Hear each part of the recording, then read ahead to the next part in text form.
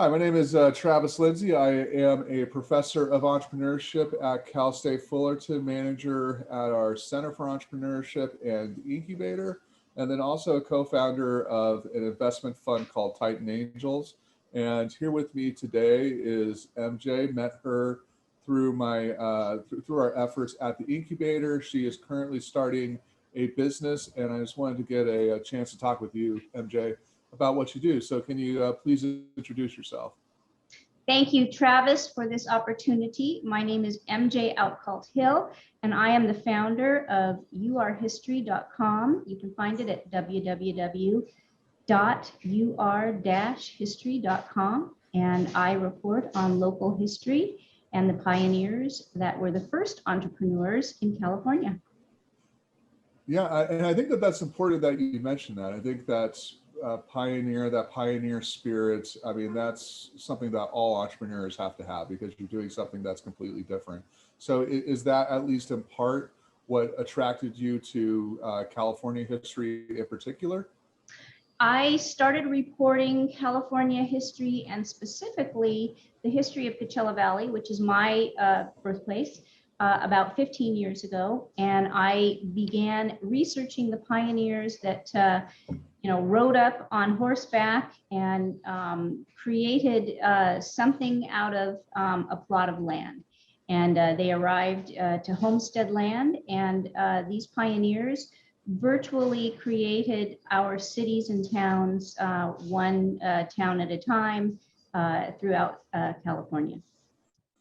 So this is a question that you may have gotten before, but do you remember the game Oregon Trail? Vaguely.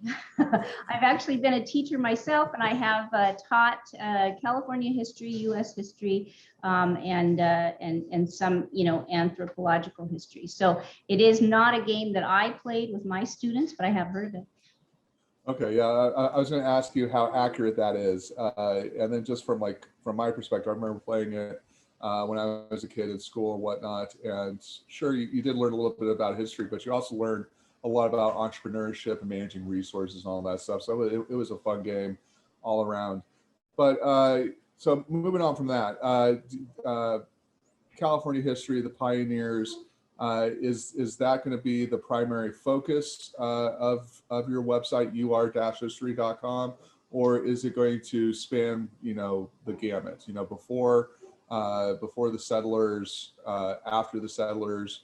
What's the span of your website? What's it going to cover? So I report from 1850 to 1930, right before the Great Depression, and right after the opportunity became available to homestead land for a very small fee, as long as you farmed it and built a structure on it for 5 years. And for example, the gentleman in back of me, he is an entrepreneur that built his home in the desert just by riding around the desert on his horse and finding materials to create his multi-room adobe.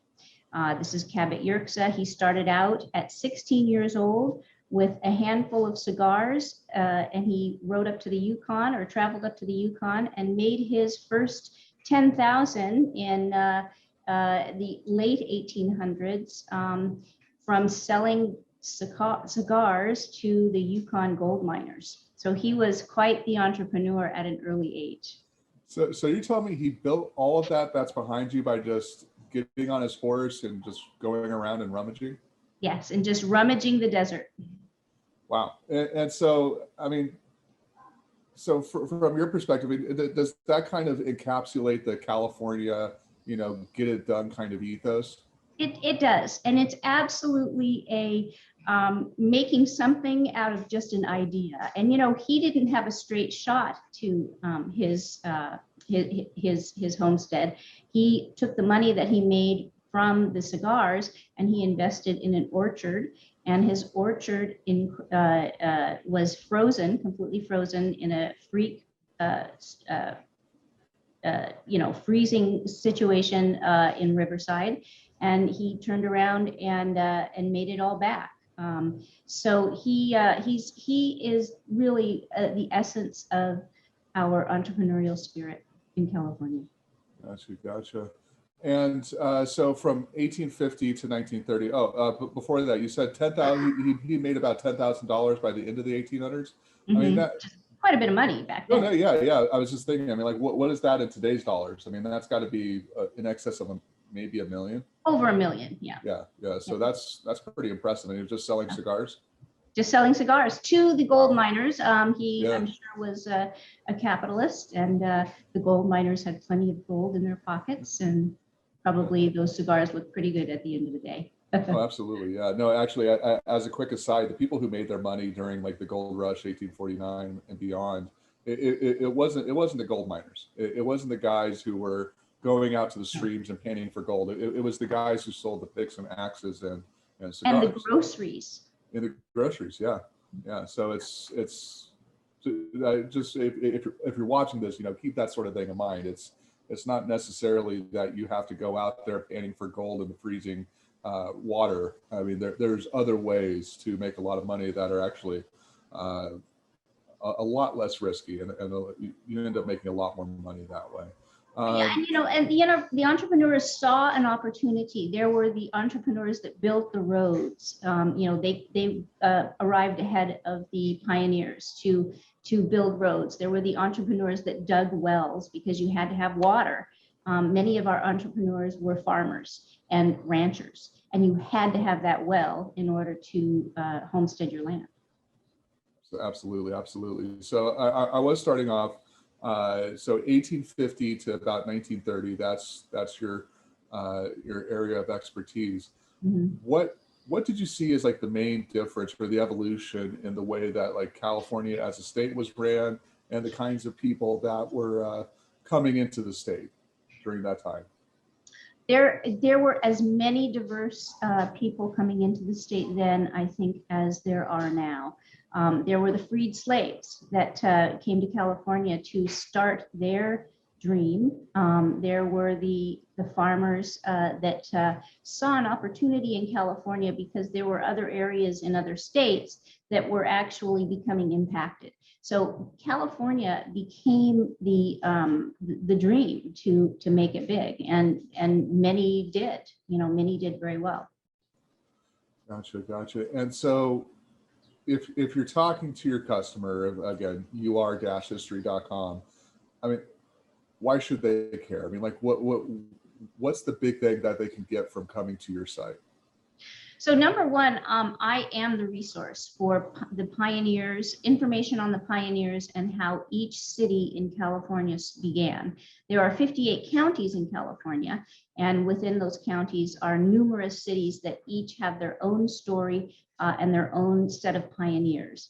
Those pioneers, their names are on buildings and streets and all, parks, and many of the other civic structures.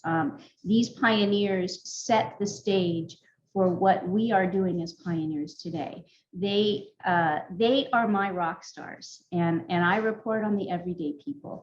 They came here with their babies, and they came here with their mules, and they created something out of a piece of land. And to me, that is absolutely amazing. We are not starting from that sort of scratch. We have something to build on as entrepreneurs now. And to look back at these first men and women that made their way in California, it's quite inspiring. Gotcha. And who do you think would be perfect for being a customer of yours? Would it be schools themselves, or children, or adults, or all the above? It's actually all of the above. First and foremost, I have the people that are working on their ancestry. UR History picks up where ancestry leaves off. And once you've done your genealogical tree and researched your relatives, the interest we're finding shifts to our own towns, and either the place that we're living or the place that our relatives lived. And it's very interesting and of interest for those of us that have completed their genealogical research to then go and look at how each town began. That's one segment. Another segment is that I am the resource for those people that want to travel and research a place before they get there or once they've arrived. And I am the resource for the pioneers that began each city or town. Another element is I used to be an elementary school teacher, and the social studies Common Core standards do suggest that we study the history of our local area. And so another resource I'm hoping to become is for those teachers and those students that are researching local history. And when you talk to the librarians are also very supportive and available for that sort of research. Very cool, very cool. And from what I know about the history during that time, I mean, California was extremely dynamic. How are you going to showcase that history on your site?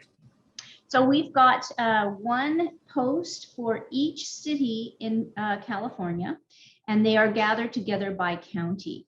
And as we post a new entry, we also make an announcement on our blog, and we've got a blog format. And from there, we also are looking for patrons to support us. And if you click on the Patreon button on our site, you can be a supporter, and in exchange for being a supporter, we will send you a trading card of the pioneer that's highlighted, and you'll have a collection of trading cards to keep as your own if you are one of our patrons. Very cool, very cool. So is there anything else that you would like people to know, either about yourself? Well, here's the question. I mean, so why did you exactly want to start this? I mean, you've been a teacher for many years. You do this all the time, so it makes sense on that front. But starting a business, I mean, especially now, it's a dicey situation for so many people in so many situations. So why now? You know, this is my life's work. I began researching local history about 15 years ago. I taught for a number of non-credit programs at different colleges, and I found that there was a great deal of interest in knowing the pioneers and knowing the history of a place. What I also found is that visiting the local historical societies and museums, oftentimes they were not very well known unless they, unless that person actually did some work with them through the city. And I believe that the history of the cities is an untapped resource and is very interesting for a lot of the lessons that we are relearning today in terms of pulling yourself up by your bootstraps, getting started from nothing, taking an idea and growing it into a tangible reality. Those are all lessons that the pioneers can teach us. And they are in my opinion, our heroes are our pioneers are our everyday heroes. They started out with just a family and just a few seeds in a bag and became suppliers of our food source and supported their families. So to me, each pioneer's story is quite an inspiration for us all. Very cool. And I mean, you told the story about the guy in the background. What was his name again? Cabot Yorkshire. Cabot Yorkshire. Okay. You can see his name up on his building, Cabot. It's Cabot, okay. Indian Pueblo. Gotcha. Do you have any other interesting stories about some of the pioneers that you'd like to share? Maybe one or two, just to get people interested. Yeah. So we have the McCallens of Palm Springs. They were the first family to move into the area, and Judge McCallum was a lawyer in Sacramento. He became discouraged fighting the robber barons, the railroads in Sacramento, and he moved out closer to Palm Springs. Two of his sons came down with tuberculosis, and he was appointed as an Indian guide. He came, or an Indian agent, I'm sorry. And as an agent, And in meeting with our Palm Springs local Indians, he was told that our hot springs were a curative source for people with ailments. This was, of course, before we knew how to treat TB. He brought his sons out, started his farming business, and his sons lived longer lives because of the curative climate here. And little known fact, Palm Springs became a TB hospital, and doctors put TB patients on the railroad and sent them out to Palm Springs to live a more comfortable life because it was so dry. When the Palm Springs residents and Judge McCallum decided that they wanted to make Palm Springs a tourist attraction, they moved the TB camp out to Indio, California, which is east, and built a couple of hotels. And Palm Springs became a tourist attraction, and people would come out to the railroad track. The hotels would pick them up in their horse and buggy and take them into the hotels in Palm Springs. And it evolved into a tourist community. But it was originally a place to rest and recover if you had, some of those old illnesses that we didn't have cures for at that time. Well, that's good. I mean, it's not good that they sent the TB camp eastward, but I mean, other than that, I mean, that's interesting. So that's basically how Palm Springs was founded. Mm-hmm. Yeah, and there are plenty of streets and buildings that are named after the McCallum family. Gotcha. Yeah, I mean, those stories have always interested me, like the founding stories, and I'm sure that they're like even now, like in California, all the different cities have their own like founding myths and all that stuff. Mm-hmm. And on your website, are you gonna report like I guess the best way to put this is like exactly how do you report it? Do you mm-hmm. talk about the mythological aspects of it, yes. and then also try to tease out what the actual facts were? Mm-hmm. So we identify the wives' tales versus the documented historical facts, and if there is some sort of a question, we'll make a note on that too. And that's the procedure for historians. Historians will report on the fun stories. For example, the local lore for Laguna is that one of their pioneers was a prisoner on a ship and jumped ship and swam to Laguna and became one of the pioneers. We're not sure about that, but that's a great story, right? Yeah. A real story is that Newport Beach was discovered by the owner of a paddle wheel ship who decided to go inland when he saw sort of a marshy area. And he named Newport Beach the New Port. And that's how Newport Beach got its name. So not necessarily the most creative naming guy, but right. Founding Newport Beach, I mean, that's pretty cool. Yeah, that's pretty cool. And okay, so I think we're running up against time here a little bit. Okay. Do you have anything else that you would like to share with people that they can find you on Facebook, your website, ur-history.com, yes. On Patreon, and I'll put the links to all this stuff in the description as well. But is there anything else that you would like people to know about you and the website? We are looking to interact with lovers of history on Facebook. The Facebook address is UR History California, no dots or dashes. And we are looking to hear from you. And what I'm really excited about is coming soon, we will have a crowd sharing resource where those of you in the community, in any community in California, will be able to upload your personal family photos along with commentary.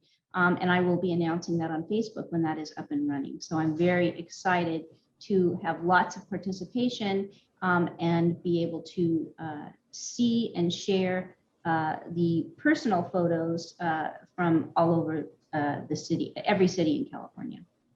Yeah, absolutely. Just like from a personal note, I know my grandmother, she looked into the whole family genealogy, traced it all the way back to Scotland, all that stuff. There's that television show about researching the heritage of different like movie stars and celebrities. Mhm. People love this stuff. People actually like history. I mean, if somebody does it in an engaging way and talks about the real history of California or literally wherever, there's an audience for that. So I really love your concept.